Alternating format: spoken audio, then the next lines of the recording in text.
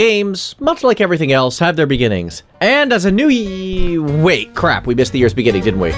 Well, we're doing video game intros anyway. Welcome to the Music Arcade. Hello, everyone. Welcome. I'm Galen, the sound guy Firestone, here with my dear friends, Rana and Eddy, for another wonderful episode of Music Arcade, where we talk about game intros today. Say hi, guys. Hello, game intros. Hello. Hello, I left my proper intro in another castle today.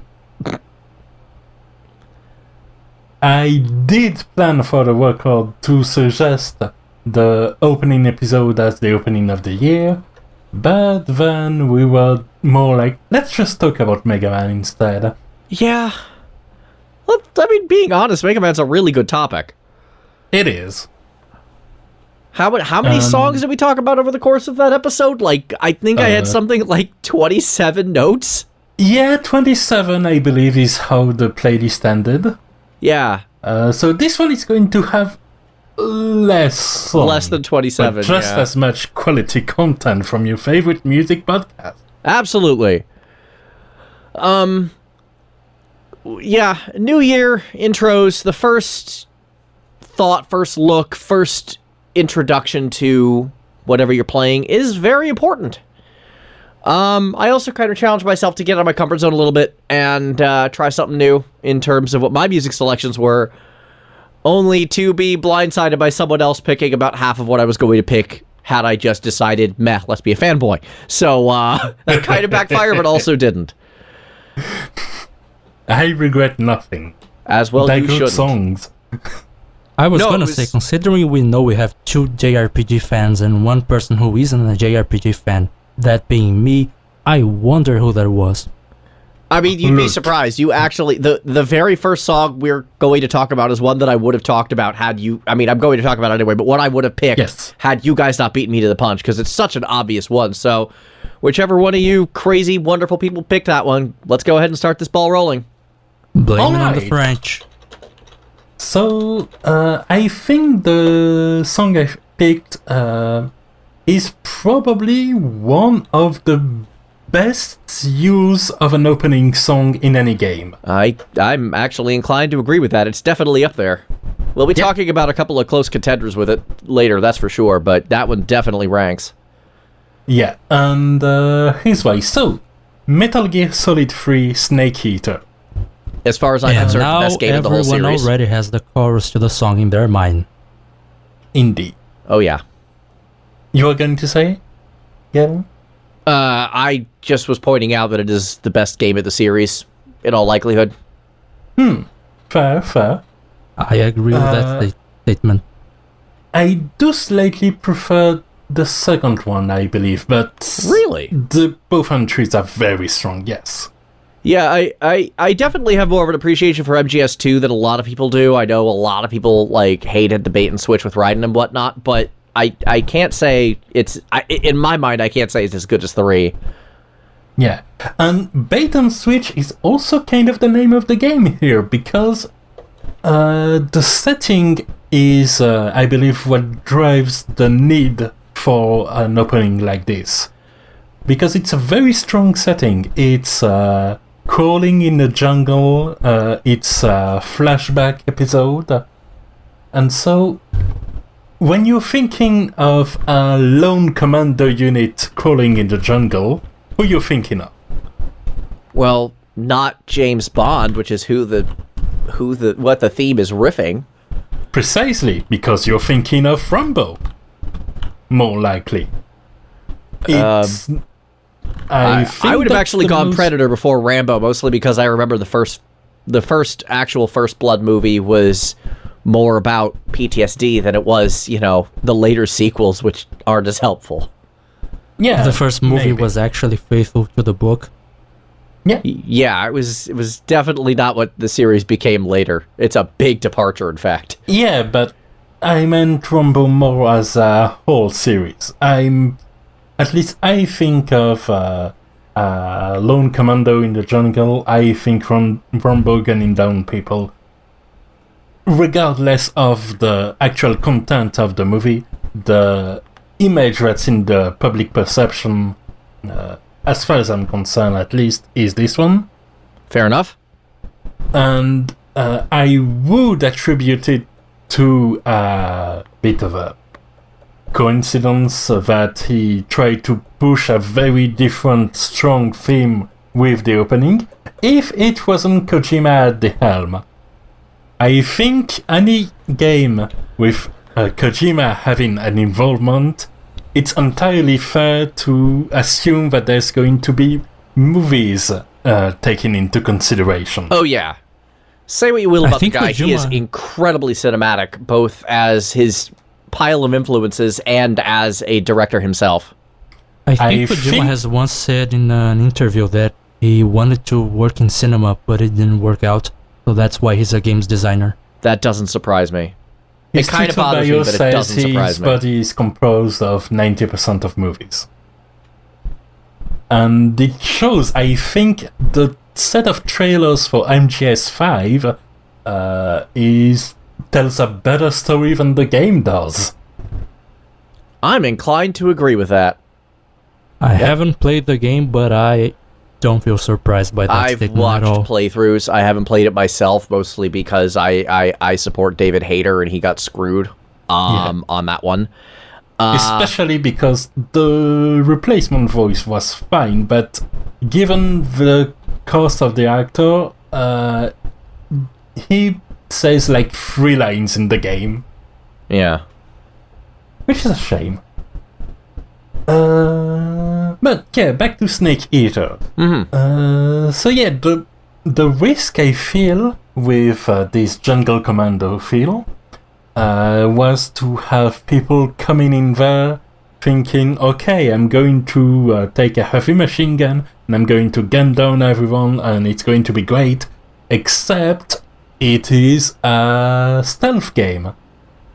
Unless you play like I did.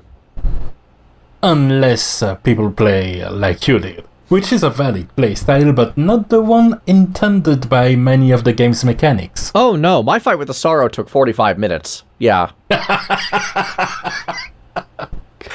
My fight with the End took 3 hours. So we have both extremes. For those of you who don't know what I meant by that, the Sorrow is a boss in Metal Gear Solid 3 that actually, like, takes the ghosts of everyone you've killed throughout the game and throws them at you. So if you're playing at perfect stealth, you're only going to see the bosses previous because you can't not kill them. But if you're playing it like I did, you end up with a lot of dead bodies trying to come after you. It's real bad. It's such a cool idea. Sometimes I'm surprised that you play Hitman. I've gotten much better at stealth since those days. But yeah, you know what else is stealthy? James Bond. He's a sneaky guy, he's a spy. And so I would argue that Snake Eater, the song, is a deliberate attempt to use the opening to set a stealth-driven tone to the game instead of a more militaristic, direct, bombastic, to encourage player and draw them, nudge them a little more towards a stealthy playstyle. I would agree and disagree. I've watched enough James Bond movies to go, he's supposed to be a spy, but no, most of his problems are solved with explosions. He's a lot closer to Rambo than you might think. I think both James Bond and Solid Snake, and in this case, Naked Snake, have something in common where they are meant to be spec ops, they are meant to be very stealthy, but they always blow things up. I think that's a fair assessment, yeah. Agreed. I've recently looked at a James Bond rewatch podcast. So I've got the contents of those movies in my mind freshish still. And yeah, no, there's a surprising amount of train fights too, in fact. There are, but that's fine. That's as staples of the series go, that's a pretty fun one. Yes. You know, now I'm trying to remember if there's ever been a train fight in a Metal Gear Solid game. I don't think so. No, I don't think either. I don't think there's a lot of train, which is probably the franchise's biggest mistake. Trains are cool. Trains are cool. And trains of thought are hard to keep. Anyway. So, Snake Eater... so yes, very James Bondy. Yes. One of the belters kind of opening song as far as James Bond songs go. Oh, Geister Fuchs mentions that Revengeance had a train fight. It did. I Which still need is to play exactly that one. why it's the best Metal Gear Solid game. It isn't a Metal Gear Solid game. It's a Metal Gear Rising Yes, game. you're correct. And it is the best Metal Gear Rising game. It is absolutely the best Metal Gear Rising Metal Gear game. Rising game. I would kill for more. I gotta be honest. I haven't even played the Yes. first one, but I'm just like Platinum Plus. Yes, I fully believe this works. Incidentally, the singer for Wolves of Nature also did To the Edge and the Shadowbringers theme. Oh, Same vocalist. good taste. I Yeah. approve. So what I've wanted to say, so the song sets up so many things, not in tone, of course, but also with just the lyrics that present some of the survival gameplay, essentially. And it's just a really strong setup. Here's what our game is going to be. Here's somebody singing about it. You're going to hear that again while climbing an overly long ladder. Enjoy. That was one of my favorite scenes of the game. I'm not gonna lie. Yeah, it's so needlessly and pointlessly poignant. It's great. It is. It is. Well, I get it, because they were trying really hard to make the environment as natural and possible as you could get. And unfortunately, that meant that ladder was absolutely gigantic in order to get you to that next area. They had to fill the space somehow. So throwing the main theme at it was both hilarious and genius. And yeah, as you said, surprisingly poignant. Yeah. It shouldn't work, but somehow it does, and I'm inclined to believe that's an accident. It can't be anything else. I refuse to believe it's anything else. Yeah. 10 Anyway, out of 10 that's- best letter in gaming. Yeah. Anyway, I think we can move to one of your picks, Eddie, I believe. Take it away. So yes, there's this other very small indie game by a small Japanese studio called Castlevania Symphony of the Night. I don't know, maybe you guys heard of it. I think Galen likes to hang around with some people who do speedruns. Yeah, just a few. Maybe the name rings a bell. So yeah, my pick, my first pick actually, is another game from this small indie studio, same as Metal Gear Solid. You may have heard of it, called Konami. Not only the intro track to the main part of the game, but it's also somewhat of a title track, since the Japanese title is the name of the song. It's called Nocturne in the Moonlight, and to those of you who might have played it but don't remember the song, it plays during the text explaining what happened after the prologue with Richter Belmont. And that might sound weird as an intro because it's just text, but I think something that this song does really, really well is that there are two things going on in that game. The first thing that this game does, and this song acts as an introduction to, is that it's the first game where you're not really playing anyone remotely related to the Belmont clan in a mainline game from the franchise. There was Cornell in one of the Nintendo 64 games, but that was basically an upgraded version of Castlevania Castlevania 64. Which had a very good opening as well. It did. I'm one of the rare cool. defenders of Castlevania 64, but I'm one of the other. There are dozens of us. there are dozens. Oh, I do not really have a say in that game. But another thing that the intro to Symphony of the Night had to do was introduce the idea that the entire feeling of the game would be very different, as it would move from a action-focused platforming franchise to a more exploration focus with very strong ambience. And I think this Agreed 100%. Yeah, and I think this track does it really well, because the intro to the game is very rocking, like the old Castlevania games. That's the first thing you hear when you take in a hold of Richter. Yes? Yep. Yes, Richter. Yeah, something like that. And then there's the traditional Dracula fight with the most iconic theme that he has right now. Yeah. And then the game has to set the mood, because you're going from this guy kills vampires for a living to this guy has been on a self-enforced sleep for centuries because he hates himself, and you are playing as him. Yeah, So exactly. And I think the opening song in question is indeed great, but the combination of these high-intensity intros followed by something very somber and nocturnal is the way it synergizes works best. Yeah, the whole sequence where you kill Dracula as Richter, there's this fading photograph of what happened as it goes to a sepia tone and then bursts in flames.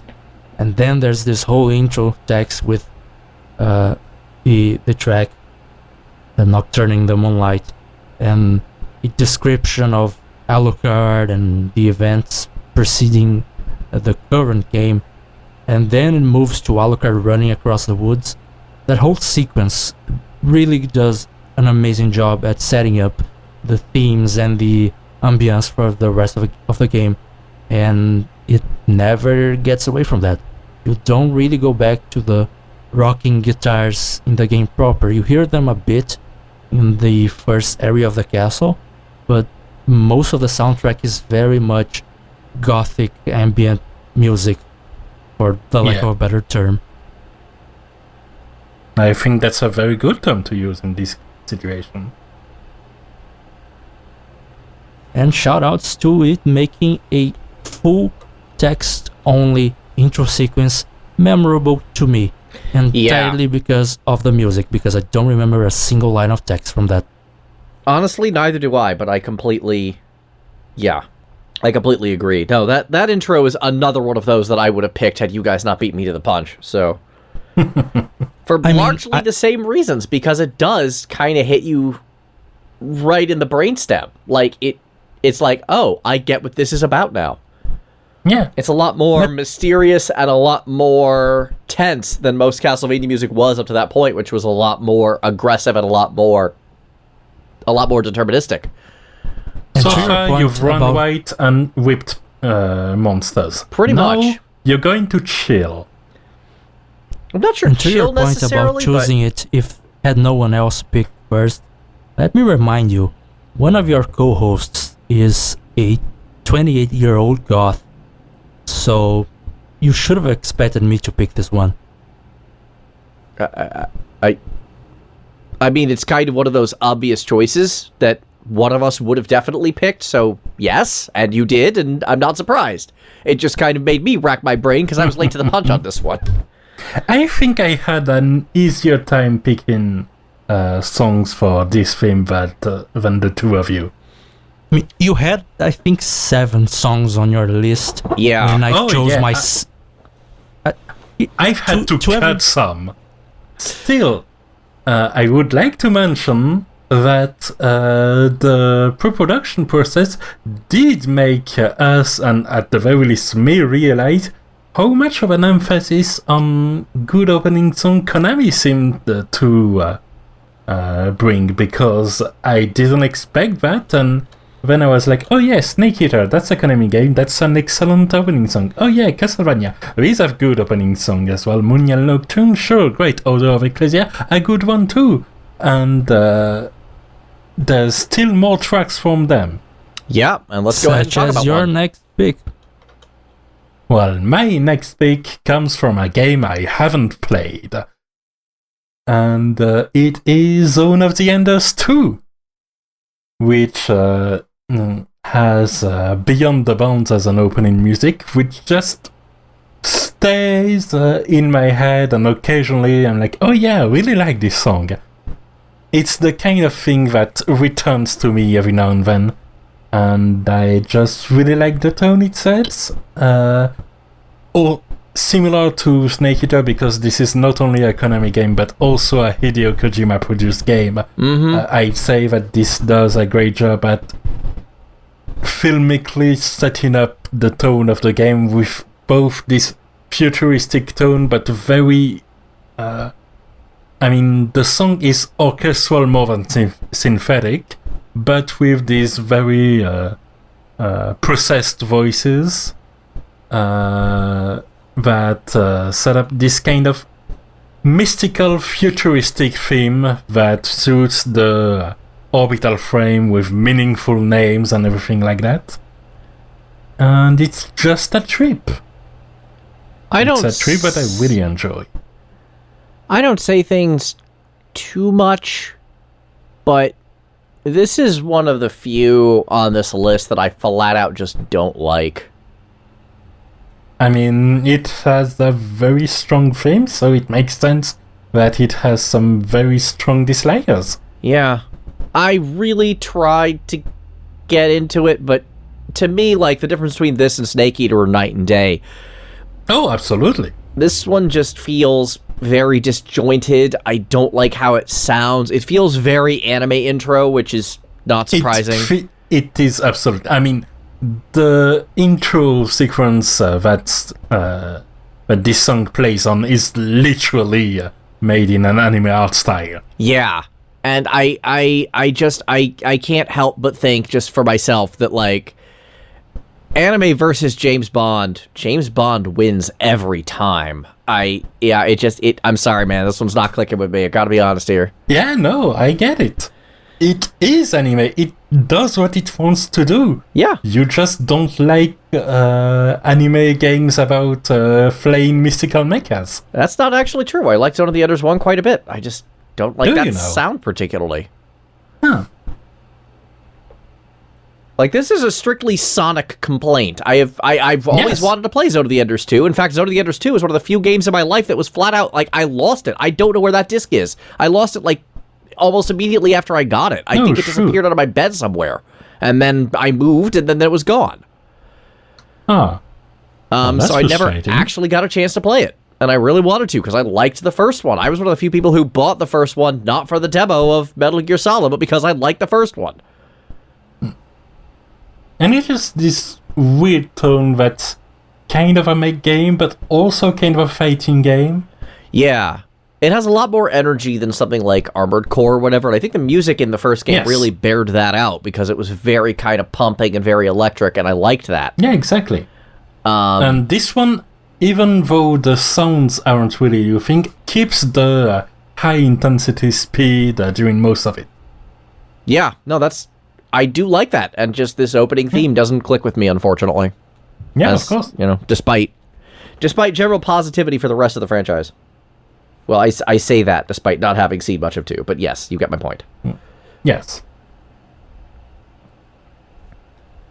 Oh, but yeah, that's a strong theme that isn't necessarily everyone's cup of tea, but something that is definitely mine. Yeah. And I think there's something to be said about polarizing things like that. Oh, for sure. Better to be polarizing than to be boring. Exactly. if it's something that absolutely everyone can agree on, it's one of two things. One, it's a masterpiece, or two, it's the lowest common denominator. There's really no middle ground there. Exactly. And diverse tastes are a good thing. Yes, that's why I'm part of the podcast. That's because we've explicitly established during the challenge that led to the creation of this podcast that Galen and I have some very different tastes. Yeah.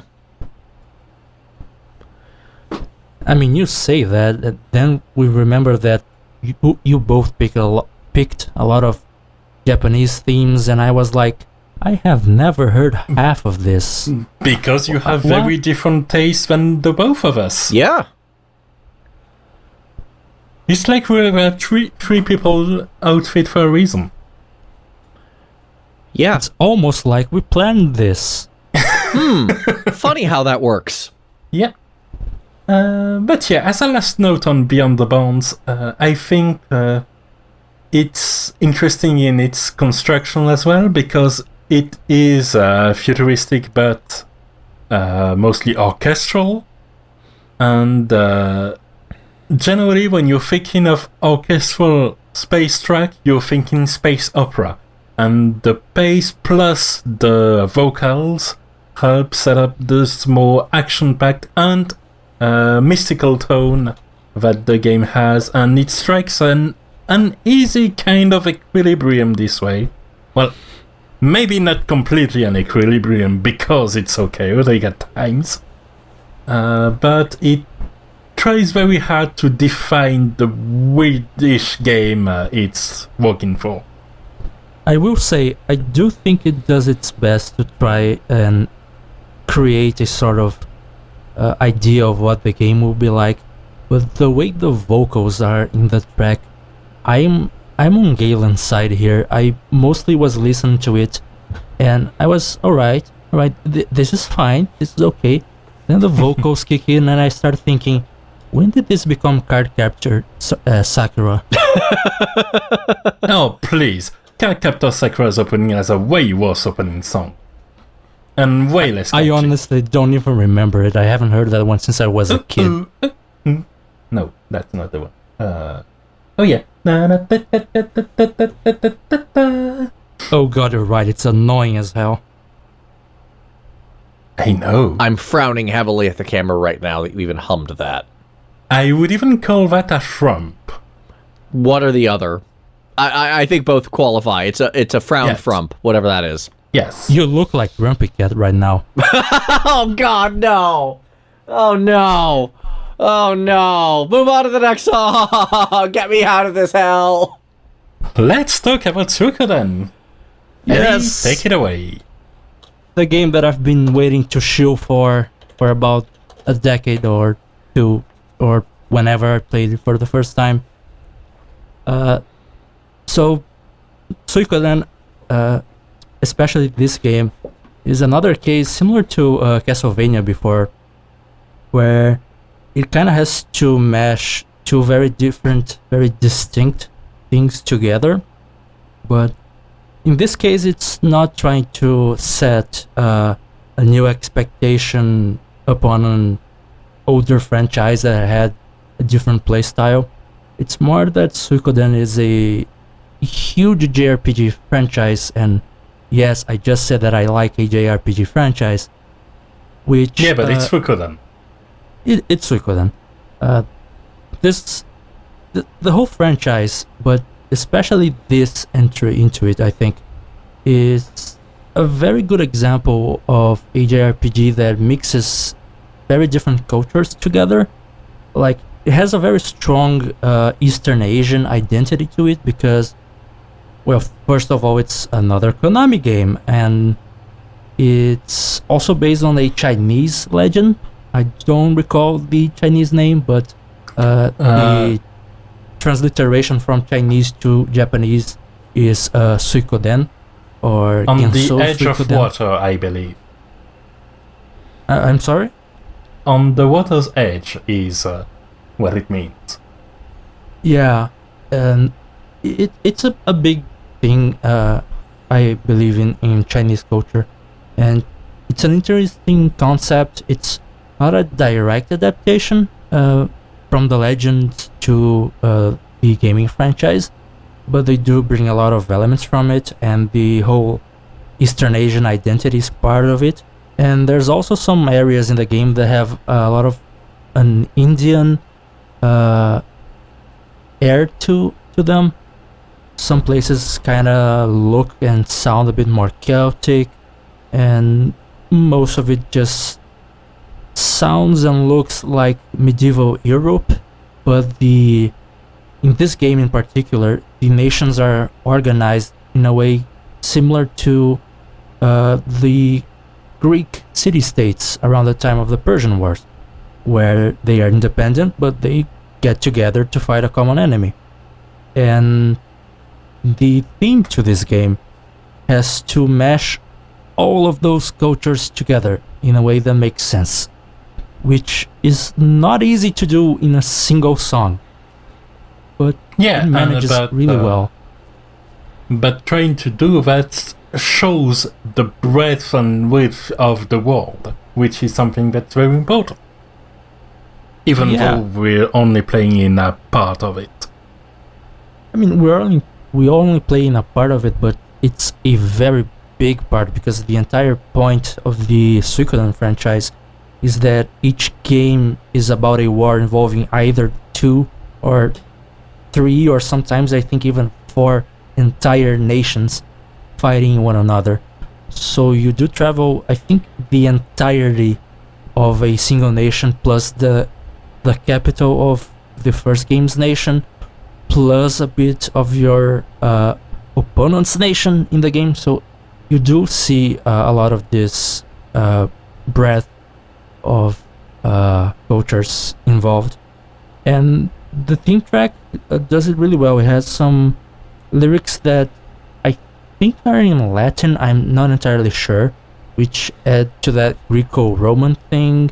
There's a lot of Western classical stylings to it at times, and there's some traditional Eastern Asian vocals on occasion as well, some folk vocals. And another bike, and it somehow works, it somehow meshes really well, and it keeps building up as you see the people that might join your party. You see the nations that are involved in this conflict. You see the absolute insane maniac that is Luca Blight, your main villain. And then there's a small cut. One of the greatest. Oh yeah. Huge, amazing video game villain. And then cuts to a small peaceful bit, more or less, where it's showing the result of Luca Blight's campaign, where the entire terrain is completely barren, but there is hope because there's a sprout growing. And then it cuts to showing what I like to describe as a day in the life of the main characters, because the last third of this intro is pretty much just showing off how lively the castle that you let me try that again. The last third is pretty much dedicated to showing how lively the castle that you take over during the story can be.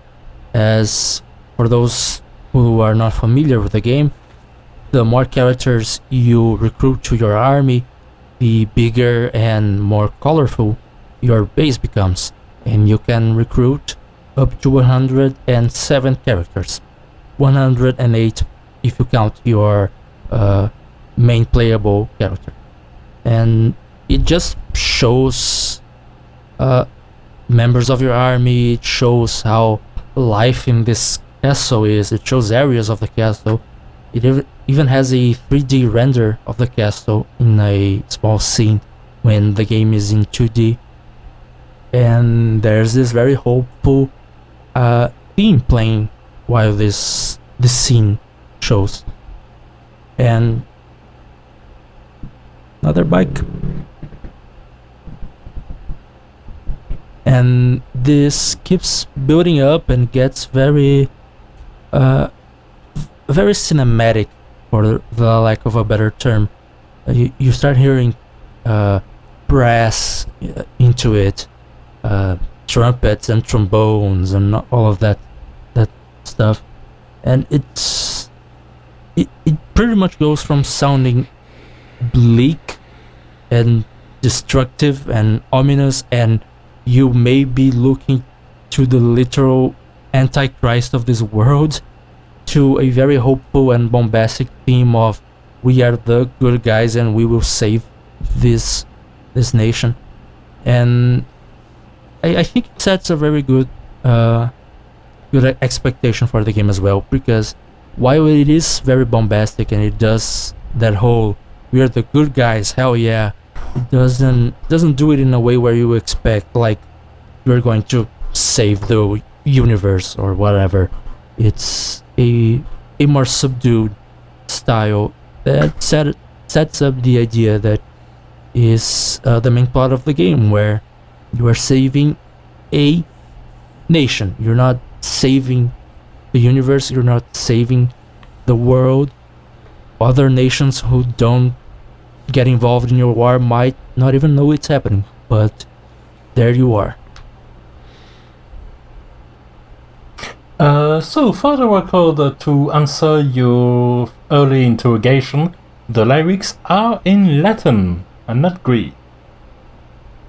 Yep. It adds to that Greco-Roman thing. It's a lot of layers. There's a lot of layers to it, I would say, and especially if you watch the cinematic, which is on our playlist for this episode. It does really show how they blend those different settings and different cultures together, and how they managed to make a very interesting opening cinematic despite not a single character having an animation to them. It's just static images, sometimes swapping to imply that they're moving, but there's not really any movement to the characters, and yet it looks and sounds really good, and you don't even realize it on some occasions. I mean, I think that's one of the good signs of good music. If it's one of those songs that just feels completely natural for the scene, but yet also somehow sticks in your head, I think the more that takes you out of it, the more problematic that can be.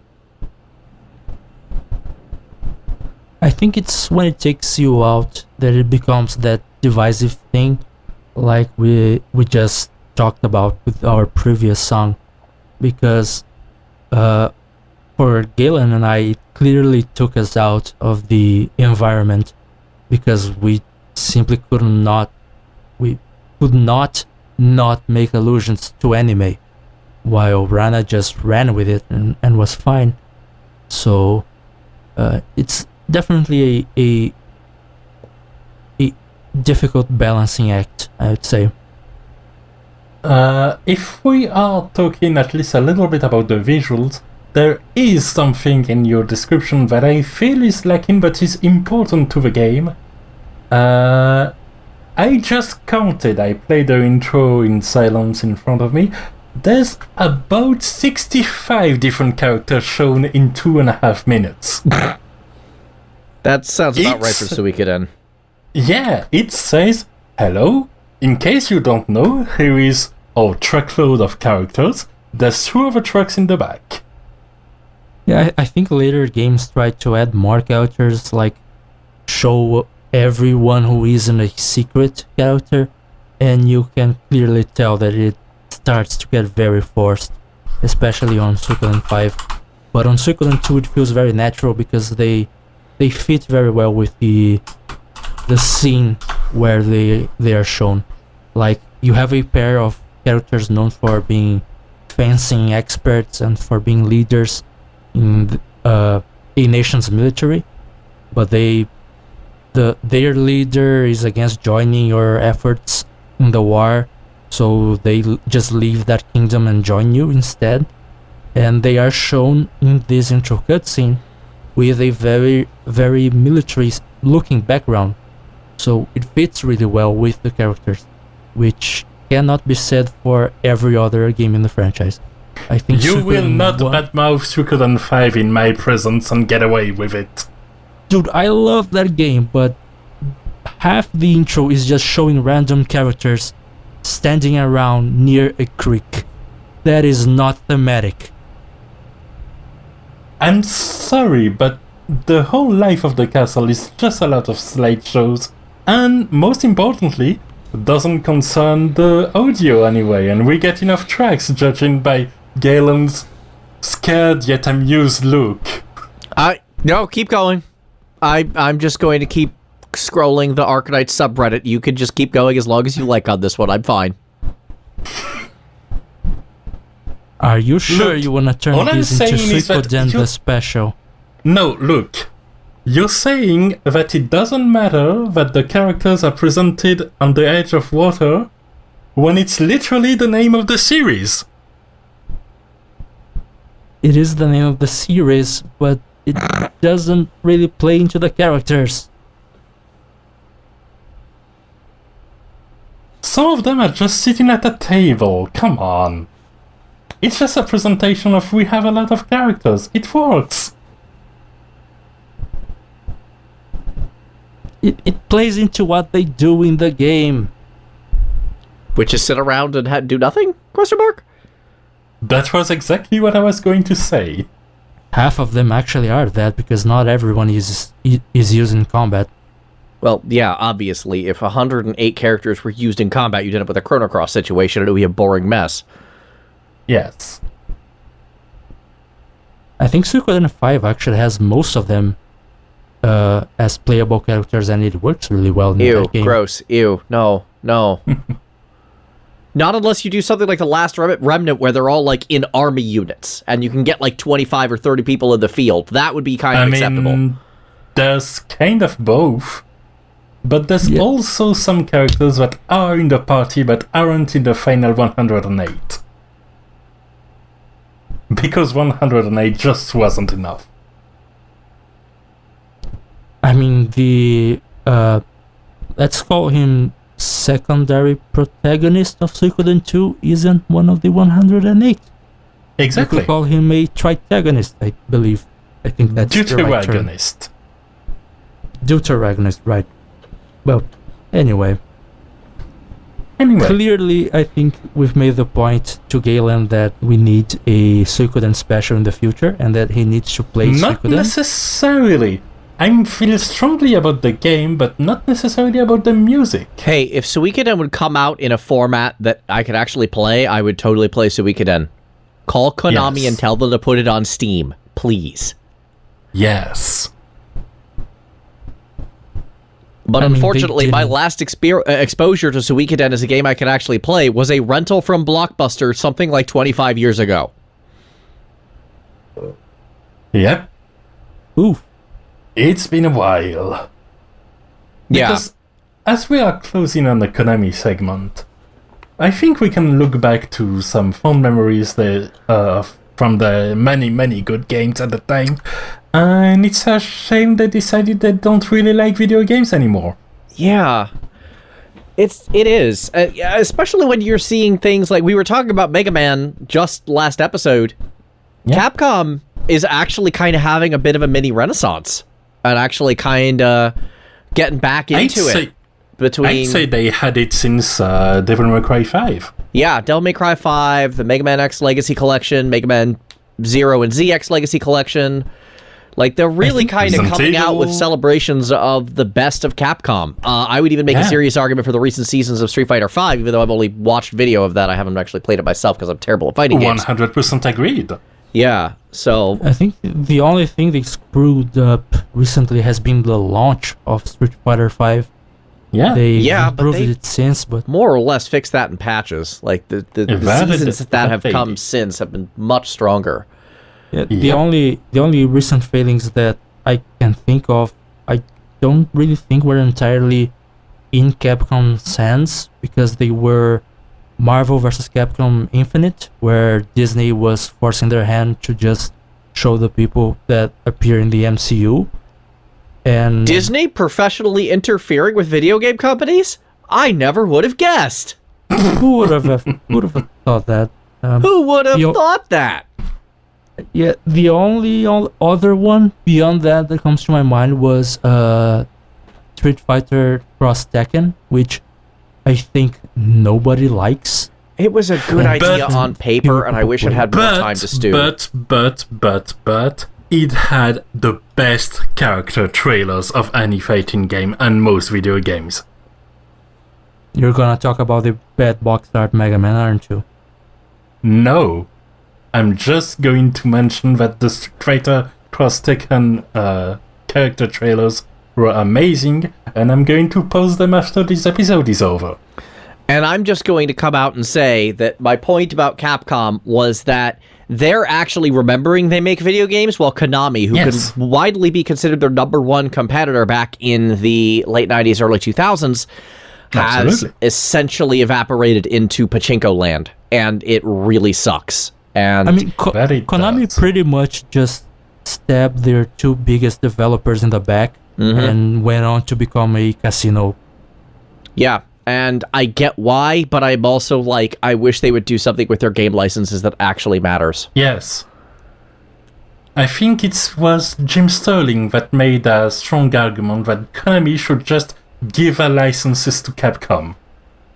I don't care who they sell their licenses to, because I guarantee you they're not giving anything away for free. Oh yeah, of course. But no, they have so many wonderful properties on behind them, and like, can you imagine what would happen if they actually licensed Metal Gear back to Kojima? Yes. They could even license Contra to the guys who made Streets of Rage 4. I think they could do a very good Contra. WayForward would do great. Like, WayForward has been also doing some really great, like, neo-retro stuff between River City Girls, a soundtrack I want to talk about some more. God, I would love to get Megan McDuffie on this show. You know, Streets of Rage 4, as we mentioned.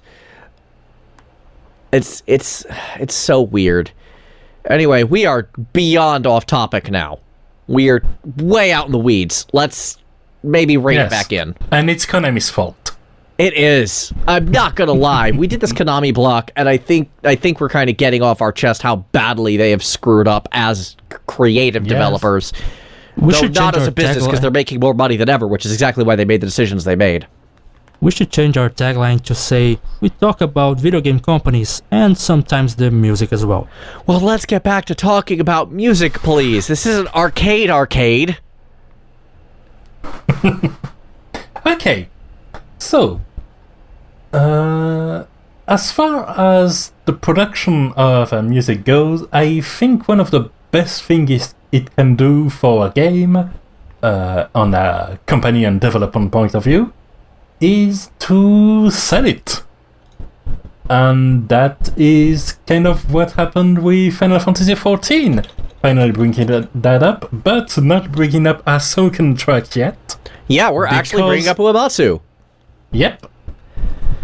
So, Answers, the intro for Awan Reborn, which is essentially for those that only have WoW in the MMO culture around there.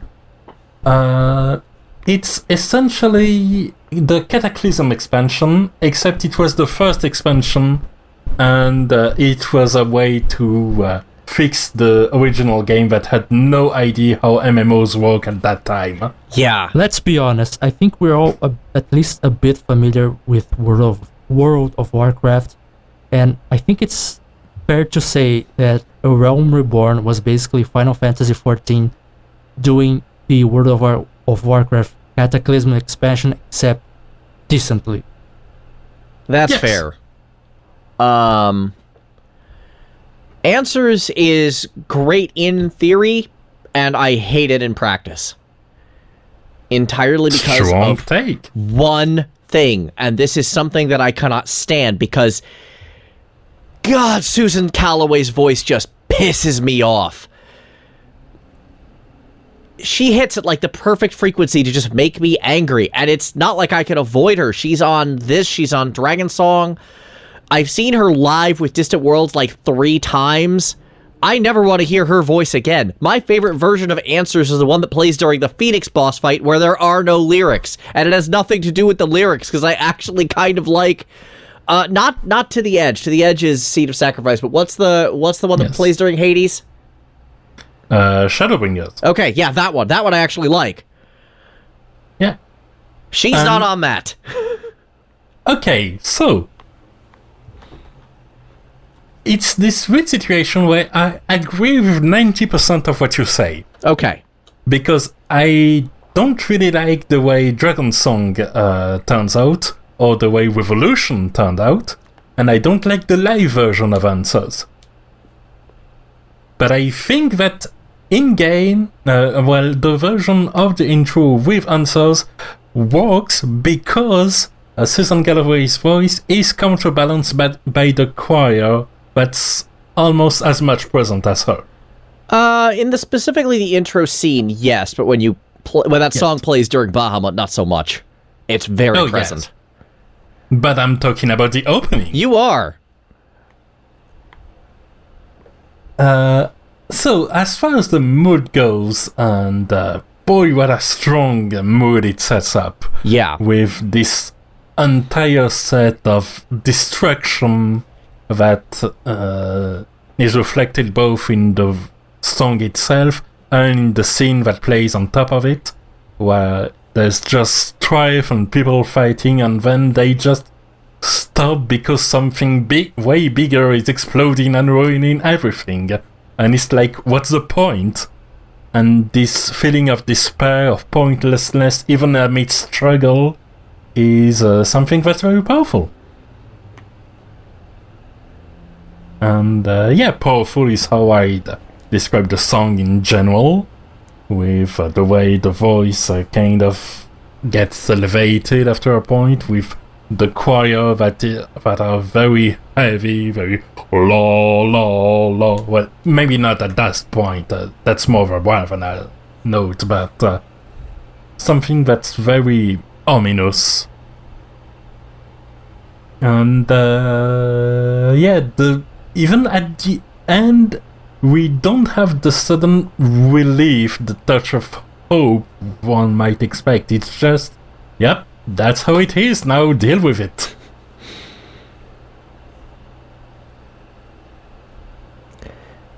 I don't know. Like, again, instrumentally it works, musically it works. And the intro theme in particular, I don't know. I wish I could feel as strongly as you about it. I do. Yeah, no, as I've said, it's seeing and hearing it, looking at Bahamut looking like $1 million, it's what, I mean, knowing that there would be a gold saucer added in 2.4 was what made me look for the intro. Watching the intro was what made me get the game. Fair enough. No, it Speaking of game recently acquired... Oh, unless you had something to say? No, that's fine. Go on. No, I was just going to transition to talking about games recently acquired. Games recently acquired, and for the most part, unable to play because single-player always online is a real problem. So imagine this, if you will.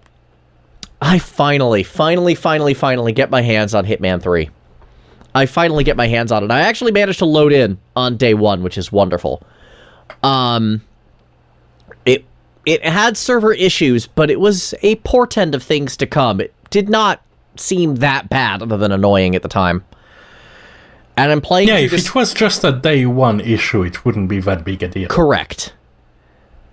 Unfortunately, the server issues have managed to get worse in the days since, and I have not been able to log in the last, 2 days, though I haven't tried today yet. Anyway, so I am playing through this opening sequence and this opening theme, and it's got this, deep orchestral background kind of building up, and it's a really, really solid scoring. And I say scoring is different from theme, because it's really following the scene as opposed to following the scene following the music. So it's definitely that sort of thing. And it's going through this incredible sequence where they're seeing the setup for what's supposed to be the final battle with Providence. And they're going on this diving, like this high altitude, low opening jump, this parachuting jump, onto what is essentially Burj Khalifa in Dubai.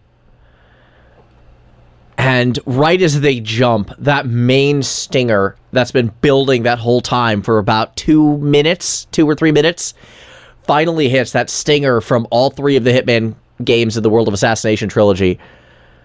And I'm just like, that one sent shivers down my spine. I literally just went into it, and I'm like, I need to talk about this on Music Arcade. I need to. And this is such a good use of both cinematic scoring technique and reuse of theme to connect these worlds in different ways. I don't recall Hitman 1's too much, but Hitman 2's was a lot more sedate. It was a lot more... You felt in charge.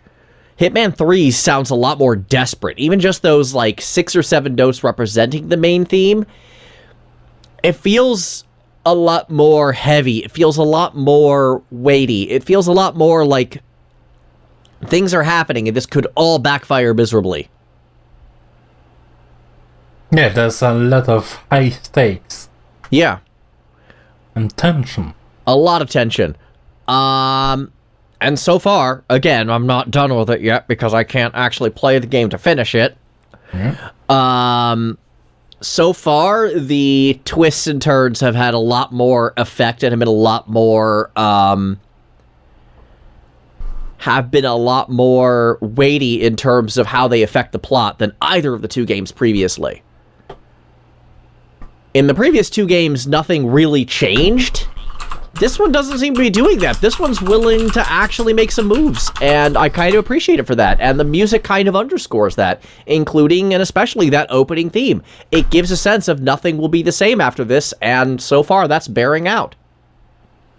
If I may just throw a random throwback to the start of this episode, I think I got a vibe that's very unique from it, in that it kind of sounds to me somewhat reminiscent of James Bond, except instead of being glamorous, it's more high stakes, kind of like a Mission Impossible theme, which is kind of fitting since Mission Impossible also had a movie where they had scenes in Dubai. Yeah, that's where the stinger comes in. So it really, for a franchise that already has kind of spy-like vibes to it, due to the way you're incentivized to play as 47, I think they really leaned on those spy movies on the opening. So the game already, I think from season 1 and even before, I would argue, ever since Blood Money for me, it already had this very strong spy-like vibe to it because of the way you're meant to play. You're meant to be quiet and take it slow unless you're a speedrunner, but the general public is meant to take it slow. And there's also this side to it that's very bombastic to the entire franchise, but even more here, because you're dealing not just with spy things where you need to be covert, but you're hiding in plain sight in very bombastic situations. Like you have a fashion event on the first game in this trilogy. You have a revolution a near revolution in Marrakesh right after that. You have all these very larger than life events, and you're hiding in plain sight within them. So the whole mix of James Bond with Mission Impossible really fits for me, and that's sort of the vibe I got, except a bit even more bombastic than that, probably because it's meant to be the end of the franchise for the foreseeable future, I imagine. It's also ending a 3-game long storyline, so kind of extra bombastic for that. Yep.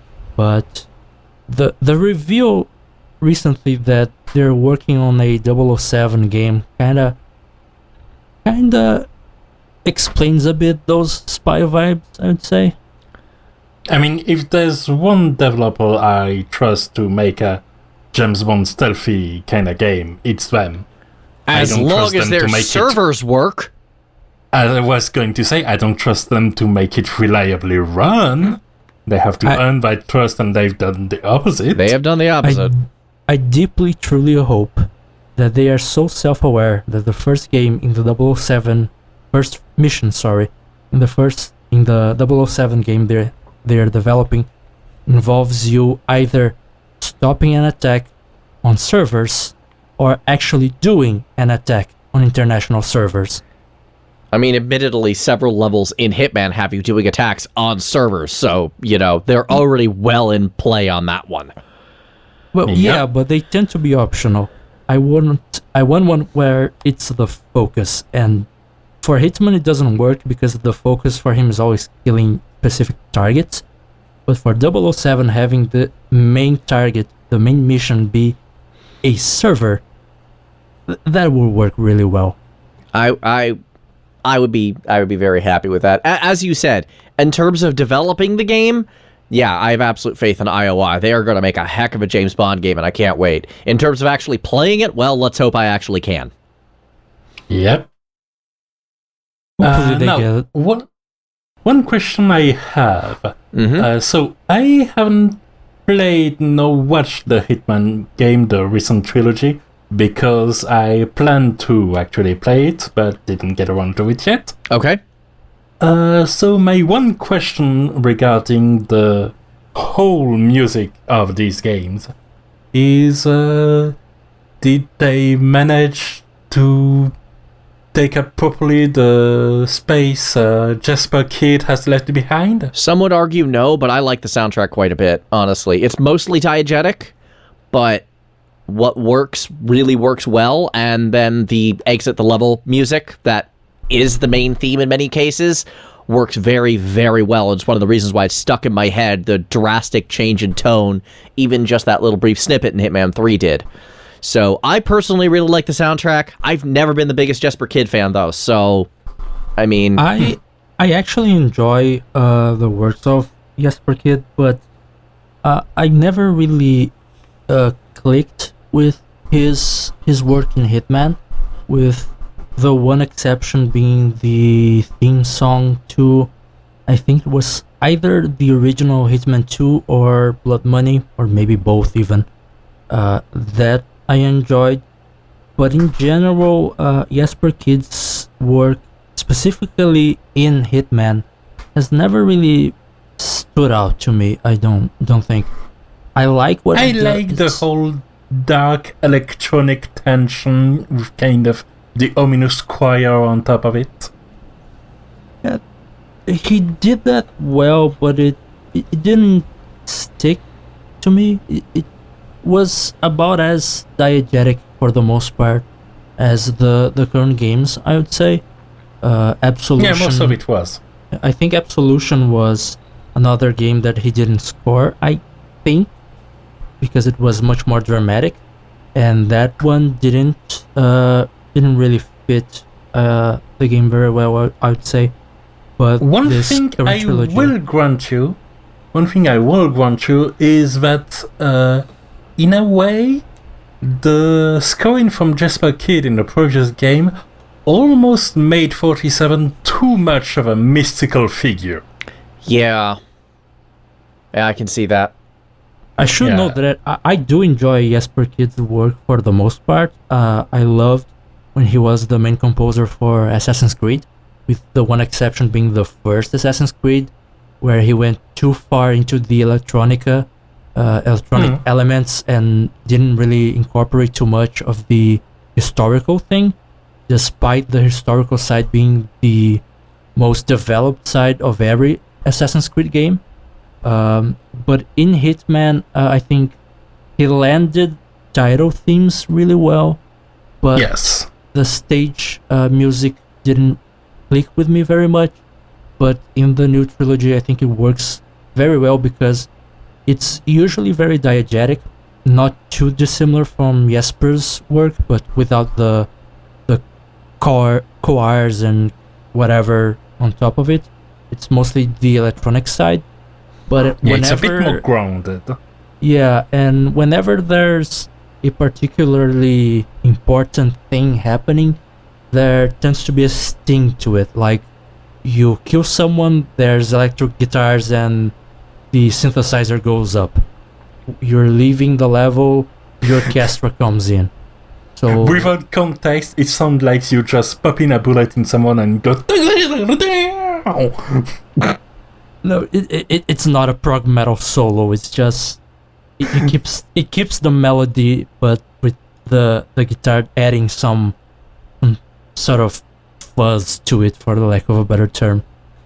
I wanted to use another word here, but we're talking to Galen, and I can only think of Ginger right now. She's not in the office. I can't show her off. I try to keep the office as hermetically sealed as I can when I'm recording a podcast. It's just safer that way. Oh, I know, but it's like there's another word that's better for it. But then I look at my other monitor. There's you on Twitch, and I go buzz. No, another word. No, buzz. I mean, buzz is a guitar pedal setting. I get it. But yeah, anyway, it's like Jesper Kid, but with an added oomph when something important happens. I would say that they fill his spot very well. Good. All right. Then I believe we can move to another one of your picks, Galen. Yeah, I'm going to kind of be dominating this section because I actually have 3 songs in here. Someone likes drama in their music. I do. I like big, bombastic, orchestral themes. I always have. And they work really well for openings. They do. And one of the big surprises for me from back in the PS2 era was, in fact, the opening to Valkyrie Profile 2 Silmeria. And I say that because up to this point, Motoi Sakuraba had almost universally worked in electronic and prog. This was, to my ears at least, my first experience with him as an orchestral composer. And in this one song, it is largely scored. Again, it's following the scene as opposed to the scene following the music. Yes.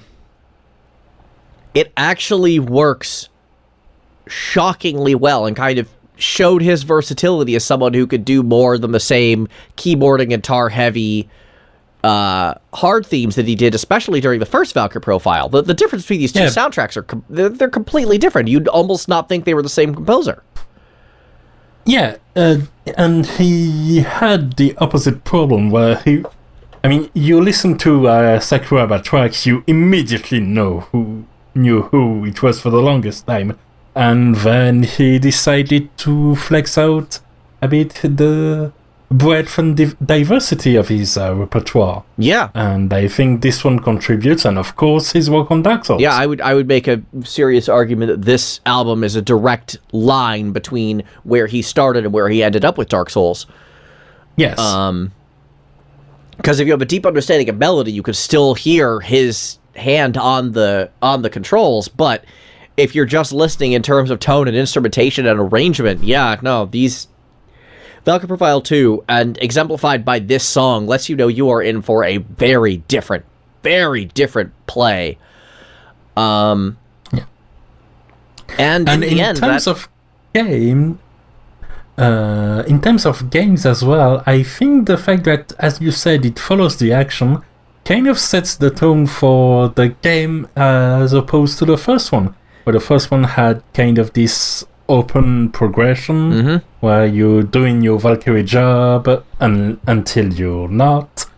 Unless you do until the end, like you could totally get the normal ending. Exactly. And while the Silmeria has way more of a linear story and a character-centric one, with the side characters taking way more of a backstep compared to how they were presented in the first Valkyrie profile. Yeah, I would say it takes the reverse progression to the Fate series. In Fate, you start with all the focus being on the Masters, and eventually it goes over to the servant characters, the historical ones, however gender-bent or anime they have become since. Whereas in Valkyrie Profile, the first game was focused very heavily on the Einherjar. This one's focused very heavily on the main characters, and the Einherjar, other than a couple of special ones, get a lot less focus. Yep. And I think this opening track sells that well, that in the end, Yes. Alicia and Silmeria's story is actually... It's a very different... It's a very big change of pace. It's very different from the first game. And sonically, the song is just gorgeous, but also really terrifying. Like, it really gets that, like, tense string section kind of fear that you hear in a lot of, like, thriller and suspense movies, especially throughout the 60s and 70s. These worlds are not happy places to live in. Correct. And I think it really does its job of selling that music.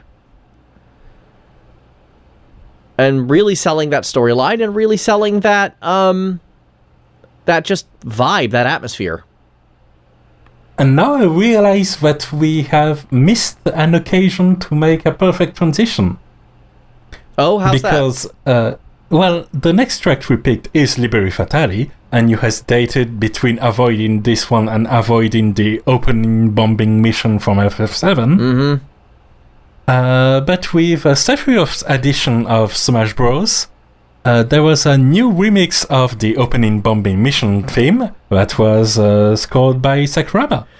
And I believe there was also a remix of Eris theme scored by Keiichi Okabe, which is actually going into the next song I'm going to talk about as well, so... Yep. Yeah, I picked yet another one. And I did draw parallels between some other songs in Valkyrie Profile 2, in particular the final boss theme, with some of the heavier kind of droning background hums and drums that are in both of those tracks. Which actually kind of... I may as well go ahead and go into the next song anyway. Let's try to actually speed this along a bit. Go right ahead. And that brings us to another opening theme, and this one I actually thought of at the last possible second. Like, we were actually, during the episode, I added this to the production order. And that is a wonderful scenario where you're not even playing the game yet. It's technically the attract mode. And you have this haunting deep choir, and Laura Bailey screaming and eventually cursing at you, which is hilarious. Yes. It is honestly one of the most memorable opening dialogue lines that I've ever heard in my life. The opening dialogue line so nice they had to do it twice with Dragon Guard 3. They did. Although that one was Tara Platt cursing like a sailor, which I appreciate.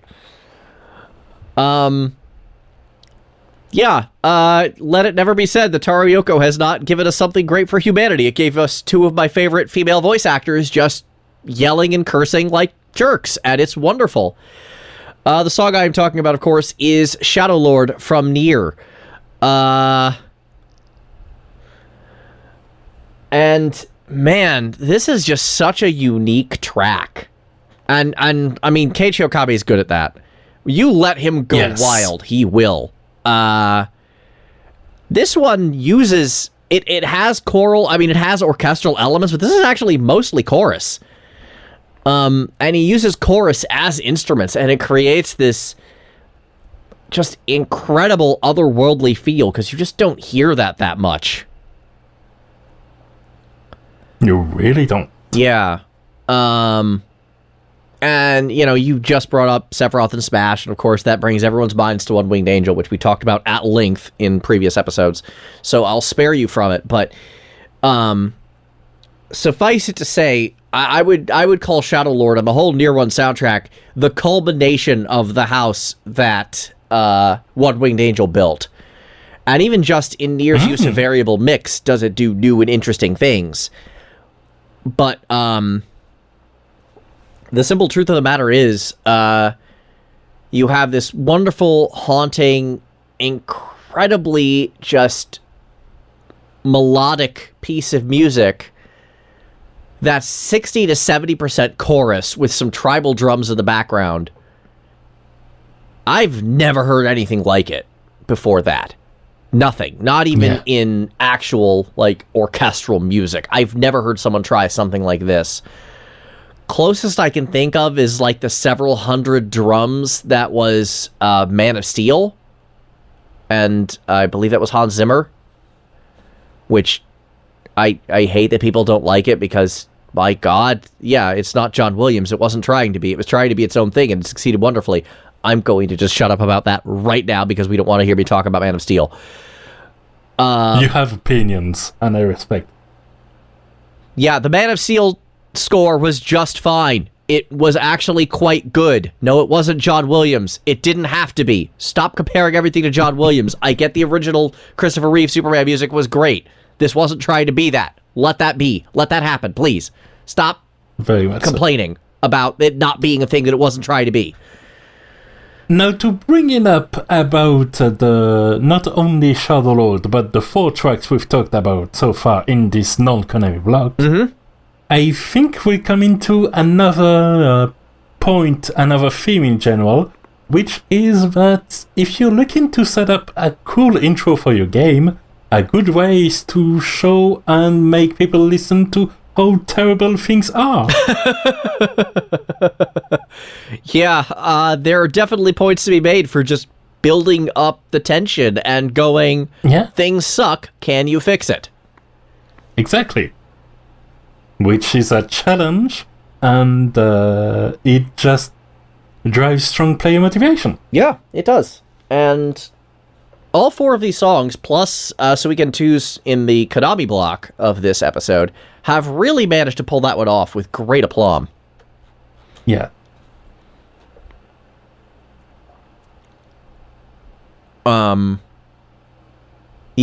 Shadow Lord is just so incredibly unique as a song, and the Nier 1 soundtrack is so incredibly unique. As much as I like Nier Automata's soundtrack, I really feel like it was a step backward by going even slightly more traditional music. Though it does have some incredible, just wild tracks on the other end, like Copied City and like End of the Unknown. Which, hey, bringing back to Answers, that one, End of the Unknown actually appears in FF14. That was a cool boss fight. So does Shadow Lord. Shadow Lord's not in 14. Not directly, but it's part of the medley of the final boss of the Puppet's Bunker, I believe. No, that was just Dark Colossus and oh yes, Dark Colossus and Dark Colossus. Torn from the Heavens. Oh shoot. Yeah, wrong deeply orchestral plus tribal drum song. I get how you could get them confused. Yes. Yeah, fun fact, that song actually uses the Nier 1 version of Dark Colossus, not the more electronic influenced Dark Colossus Kaiju that was in Automata. Which I appreciate, because I actually prefer the original song to no small degree. I'm lost. Where was I? I got distracted by other things again. You were saying that there was another song from Nier that appeared in FF14 as well. Yeah, well, I mean, we just talked about it. Yes. And you know what else FF14 has been doing? A lot of FF8 music. You know what song wasn't in there? Liberi Fatality. Take it away. Liberi Fatali. Should be a briefer segment because we were talking about the legacy of Unreal Angel, and this right here is the biggest chunk there is. That really is. It's just a direct line, and even a friend of mine who hates FF8 with a passion, like many people depending on the time and era of the discourse, said that, didn't say it in I dislike FF8. He says, I like FF8 a lot, except for that short section that go from the end of the intro to the end credits. Oof. Because the opening is just so good. It is. It just builds up tension, deep voices at first with these orchestral parts that are simple but energetic. The first notes are soprano. Oh yes, no, not the first note, the second set. After the intro are soprano singers, so you're getting the angelic, high pitch vibe. Yes. I'm getting ahead of myself. You are. I was like, wait a minute, that doesn't sound right. Okay, go on. Yes. Though both voices very different, but echoing the same lyrics. Yep. And it just brings out to this duel that is sounding and looking way more impressive than it actually is in the context of the game. Yeah, in the context of the game, it was two teenagers lashing out at each other. Yeah, it's a sparring match gone wrong because none of the involved characters have any shred, any atom of chill. No, certainly not. And eventually scar each other just like that. But it sounds like the biggest thing in the world, and I think that's maybe overdoing it a little, but at the same time, it reflects not so much the duel itself as the opposition between the two characters and how it's going to escalate eventually. Yeah. I mean, you want to talk about overdoing it a little. Let's just throw back to Suikoden 2 again. We did say that the main theme, the intro theme, works really well for the game's overall story. It doesn't work very well for the game's intro, because the game's intro is the main character and his childhood friend in their military camp as they are new trainees in the military. And it's just a day in the life. That's the intro to the game. So it's another case of a very bombastic theme for angsty teenagers to follow. Yeah, but at the same time, I think it's important to set up something like that. Things are going to be spectacular.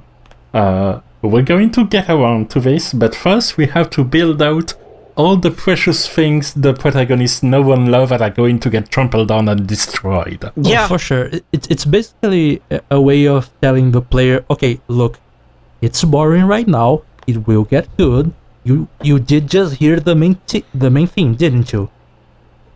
It's the game version. It's the audio version of this JRPG gets better in the 15th hour. I promise.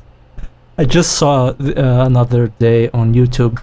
I didn't actually stop to watch the video, but it was a video about how games that are considered masterpieces tend to have weak beginnings, and the thumbnail was something like that, just like it gets good, I promise, I swear. Yeah, it's a common argument, and it's not completely absurd.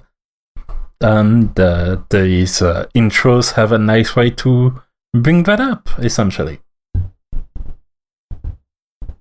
That kind of applies to a lot of the games we were talking about today. I mean, even Symphony of the Night, I would argue, is a case of that, because nowadays we know what we're in for when we say Symphony of the Night, but at the time, it was a series of very increasingly fast-paced action platformers. Yeah, and but you start the game with an action platform. Yeah, I'd say it's kind of the opposite, where you're starting very active and the intro song goes, this is going to be not exactly that. We're going to give you one more fast moment running in the castle and one-shotting wolves, and then we're going to take away your toy so you can feel good when you slowly build them back up again. Yeah, it really does that. Though I would say that the theme kind of helps in that it sets up the mood, much like these other games we're mentioning, where if not for the theme, the player maybe would be very, very confused. I'm confused that you think people would be confused. Explain your reasoning on that? I mean, particularly for Symphony of the Night, there was the whole tone shift from Rondo of Blood, which was as anime as Castlevania has ever gotten. Fair. To Symphony of the Night being very gothic. Okay, I'd grant you that it is very anime. I wouldn't say it's peak anime. That would be Dawn of Sorrow and Portrait of Ruin. I would have said Portrait of Ruin. Dawn of Sorrow I don't see quite as much. The Portrait of Ruin is very, very anime. Yes. That's peak Castlevania anime. Yeah. More anime than the Castlevania animated series. Which is funny, because that's literally anime. Yes. There's still a lot of things to say about different styles of intro specifically, but I feel like some of the ones that stuck on our heads the most were covered. There's another aspect to them that is essentially building up to a high-intensity, high-action experience. There's selling you on how cool things are, but that kind of ties into another episode theme we're going to cover soon. Mm-hmm. So for now, I believe it would be best to accept that the best intros are either A, Konami games, or B, horrible in the things in the world they depict. And leave it at that.